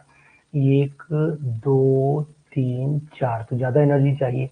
HF को तोड़ने के लिए केवल 2 ही तोड़ने, और कम एनर्जी चाहिए। जबकि अमोनिया को 4 तो तोड़ने हैं, लेकिन इसकी पोलैरिटी डाउन है, क्योंकि नाइट्रोजन की इलेक्ट्रोनेगेटिव पावर बहुत कम होती है, इसलिए इसका बॉइलिंग पॉइंट भी आपको घटता हुआ दिखाई दे रहा है। बिल्कुल, है ना, ये चीज ध्यान दीजिएगा। चलिए, ये चीज हो गई। दूसरी चीज आपको और बताऊं कि जितने भी हेलिकल स्ट्रक्चर प्रोटीन का जो हेलिकल होता है, प्रोटीन का helical structure, protein helical structure जो होता है, वो हेलिकल स्ट्रक्चर जो होता है प्रोटीन का, वो भी हाइड्रोजन बॉन्ड की वजह से ही होता है, हाइड्रोजन बॉन्डिंग की वजह से ही होता है। ये चीज भी आपको ध्यान देनी पड़ेगी प्रोटीन का, है ना। इसी तरीके से डीएनए का जो स्ट्रक्चर होता है, डीएनए के अंदर भी आपको हाइड्रोजन बॉन्डिंग ही रिस्पॉन्सिबल होती है इसके स्ट्रक्चर को ट्विस्ट करने के लिए। ये सब फैक्टर्स आपको ध्यान देने चाहिए। हाइड्रोजन बॉन्डिंग कहाँ कहाँ हो जाती है? हाइड्रोजन बॉन्डिंग हेलिकल स्ट्रक्चर है ये पीजीटी में। ये पीजीटी 2021 का क्वेश्चन है, शायद आ चुका है, 100% आ चुका है। हेलिकल स्ट्रक्चर शायद प्रोटीन में पूछा था, डीएनए में नहीं पूछा था, प्रोटीन में पूछा गया है। इसी तरीके से अगर मैं बात करता हूँ हाइड्रोजन बॉन्डिंग की, तो ज्वेटर आयन जब बनता है, ज्वेटर आयन जब बनता है, तो वहां पर जो ग्लाइसिन होती है, ग्लाइसिन उसके अंदर एमाइड लिंकेज से भी जुड़ा हुआ कुछ स्ट्रक्चर होगा, लेकिन वो हम सब लोग poly nuclear hydrocarbon secondary structure protein का कहलाता है। इसे हेलिक्स स्ट्रक्चर बोलते हैं, helix, double helix structure, helix structure of protein बोलते हैं, ऑफ प्रोटीन बोलते हैं, ठीक है ना, प्रोटीन बोलते हैं, शायद यही है ना। क्यों ये इस तरीके की कंडीशन पॉसिबल होती है, तो ये चीज भी आपको ध्यान देनी बहुत ही इंपॉर्टेंट है हाइड्रोजन बॉन्डिंग से जुड़ी हुई। और हाइड्रोजन बॉन्डिंग में एक चीज और ध्यान रखना कि जो बॉइलिंग पॉइंट के बाद जो होता है वाटर का एबनॉर्मल बिहेवियर भी आपको ध्यान रखना है। Abnormal behaviour, abnormal behaviour of, abnormal behaviour of water molecule, water molecule. अब ये एबनॉर्मल बिहेवियर वाटर मॉलिक्यूल का क्या है कि 4 डिग्री सेल्सियस पर इसकी डेंसिटी जो होती है, डेंसिटी कितनी हो जाती है? मैक्सिमम हो जाती है, मैक्सिमम हो जाती है। ये बात मैंने पहले भी आपको बहुत बार समझाई। क्यों डेंसिटी मैक्सिमम हो जाती है? क्योंकि इसके अंदर एयर स्पेसेस क्रिएट हो जाते हैं, और जो एयर स्पेस क्रिएट होते हैं उसकी वजह से डेंसिटी मतलब 4 डिग्री सेल्सियस पर जो पानी रहता है वो इन्हीं एयर स्पेसेस में जाकर के फिलअप हो जाता है, जिससे फिर फर्दर कोई फ्री स्पेस नहीं मिलता। इसी वजह से डेंसिटी इसकी मैक्सिमम हो जाती है। वाटर लिक्विड है जबकि H2S गैस है। ये क्वेश्चन भी खूब आया है पीजीटी में। H2S जो होती है वो गैस होती है, और H2O जो होता है वो लिक्विड होता है। क्यों होता है? रीजन आपको पता है कि इसके अंदर नो हाइड्रोजन बॉन्ड, इसके अंदर कोई भी हाइड्रोजन बॉन्ड नहीं होता है, नो हाइड्रोजन बॉन्ड। जबकि अगर इस मॉलिक्यूल को रिप्रेजेंट करते हैं वाटर का, तो भैया यहाँ पर आपके हाइड्रोजन बॉन्ड दिखाई देता है। तो ये बात आपको भैया ध्यान रखनी है। तो ये छोटे छोटे क्वेश्चंस है ना, आ सकते हैं, समझ सकते हैं, तो ये सब चीजें आपको ध्यान रहनी चाहिए।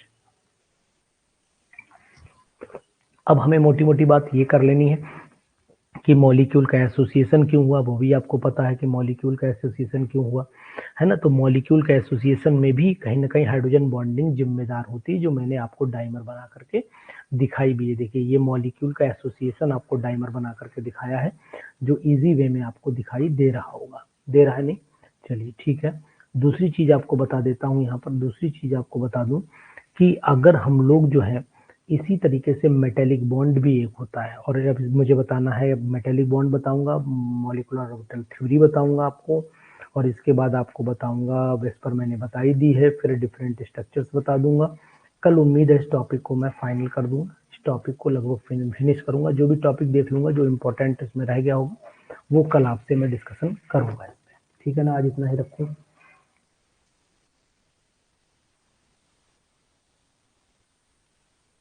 चलिए इतना रखते हैं फिर।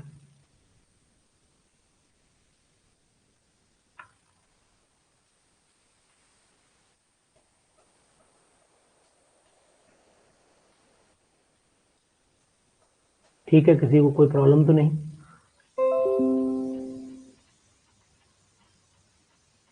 चलिए, okay, good night to all of you, take care.